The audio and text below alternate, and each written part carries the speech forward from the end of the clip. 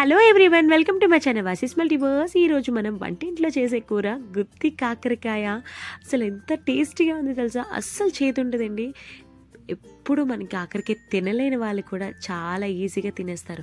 కారం మసాలా కలిసి చేస్తే ఈ వంటకం చాలా టేస్టీగా ఉంటుంది. ఎలా చేయాలంటే మీతో షేర్ చేసుకుంటాను, మీరు కూడా చూసి ట్రై చేసేయండి. దీనికోసం మీరు మీడియం సైజులో ఉన్న కాకరకాయలు తీసుకోండి. నాకు చిన్న సైజువి దొరికాయని నేను అవి తీసుకున్నా. నేను చూపించే విధంగా మొత్తం అంతా పీల్ ఆఫ్ చేసుకొని స్కిన్ మొత్తం ఇలాగా మధ్యలో కట్ చేసుకొని మనం ఆ పిక్కలన్నిటిని తీసి ఈ విధంగా అన్ని కాకరకాయలను ఇలానే చేసుకుంటాం. ఆ తర్వాత ఇవన్నీ ఒక బౌల్లో వేసుకొని అందులో మనము 1 టేబుల్ స్పూను పసుపు, అలాగే 1 టేబుల్ స్పూను ఉప్పు కూడా వేసుకుందాం. వేసి మంచిగా కలిపి బాగా పట్టేటట్లు కలుపుకుందాం. ఆ తర్వాత ఒక 30 మినిట్స్ రెస్ట్ ఇచ్చామనుకోండి, మనకి ఆ తర్వాత మనం వండే ముందు బాగా పిండుకొని మనం ఫ్రై చేసుకుంటే మనకి కాకరకాయలో చేదు మొత్తం పోతుంది. ఇది పక్కన పెట్టుకునే లోపు మా లోపల ఉన్న కారం మసాలాని చేసేద్దాం. దీనికోసం ఒక కడాయి పెట్టుకొని అది హీట్ అయ్యాక మీ దగ్గర డ్రై కోకోనట్ ఉంటే అదే యూజ్ చేయండి. నేను పచ్చి కొబ్బరికాయని యూజ్ చేసి అది బాగా వేగించుకున్నాను. అది తీసి పక్కన పెట్టుకున్నాను.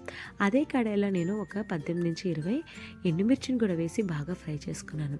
ఎండుమిరపకాయలు బాగా వేగిపోయిన తర్వాత అందులో 1 టేబుల్ స్పూన్ ధనియా, 1 టేబుల్ స్పూన్ జీలకర్ర కూడా వేసుకొని ఒక 7 నుంచి 8 వెల్లుల్లి రెబ్బలు, ఫ్రెష్గా కరివేపాకును వేసుకుందాం. అన్నీ మంచిగా ఫ్రై చేసుకుందాం. అది మంచిగా ఫ్రై అయ్యాక మనం ఆల్రెడీ ఫ్రై చేసుకున్న కోకోనట్ ఉంది కదా, అది కూడా మనం ఈ కారంలో వేసుకొని ఒక్కసారి కలుపుకుంటూ మొత్తం కోర్స్గా గ్రైండ్ చేసుకుందాం. ఆ తర్వాత ఏముంది, ఆల్రెడీ మనం 30 మినిట్స్ రెస్ట్ ఇచ్చాం కదా కాకరకాయల్ని. బాగా పిండుకున్న తర్వాత ఒక కడాయిలో 2 టేబుల్ స్పూన్ ఆయిల్ వేసుకొని మొత్తం కాకరకాయల్ని వేసి మంచిగా 2 వైపులు కలుపుకుంటూ ఫ్రై చేసుకోవాలి. అది ఎంత మంచిగా సిమ్లోనే మనం ఫ్రై చేసుకుంటే మనకి కాకరకాయ చాలా టేస్టీగా ఉంటుంది. అది మంచిగా వేగిపోయిన తర్వాత తీసి చల్లారిన తర్వాత మనం ఆల్రెడీ గ్రైండ్ చేసుకున్న కోకోనట్ కారం ఉంది కదా, అది వేసుకొని స్టఫ్ చేసుకొని మంచి పప్పు, రసం, సాంబార్తో టేస్ట్ చేస్తే చాలా టేస్టీగా ఉంటుంది.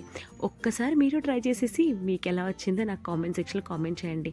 అలాగే నా ఛానల్ కానీ మీకు నచ్చినట్టయితే like and share and subscribe చేయండి. మీకు ఎలాంటి రెసిపీస్ కావాలో నాతో కామెంట్ చేస్తే అలాంటివన్నీ పోస్ట్ చేస్తూ ఉంటాను. Please subscribe to my channel. Thank you so much.